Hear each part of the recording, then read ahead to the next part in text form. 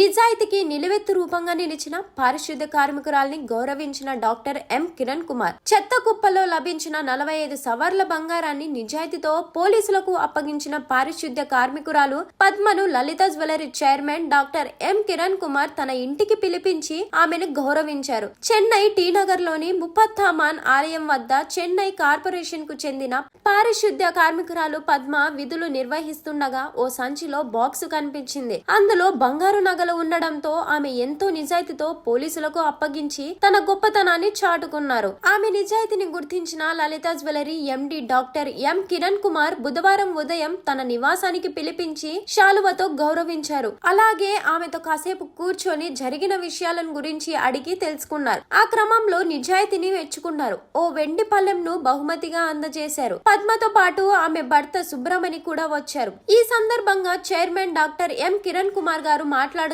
సమాజంలో ఇలాంటి గొప్ప మనసున్న వ్యక్తులను, నిజాయితీ పరులను అభినందించాల్సిన బాధ్యత ఉందని పేర్కొన్నారు. పద్మ మాట్లాడుతూ మాలాంటి వ్యక్తులను గురించి ఇంటికి రప్పించి అభినందించడంతో ఎంతో గర్వంగా ఉందని, ఈ రోజు తాము ఎప్పటికీ మర్చిపోలేమని తెలిపారు.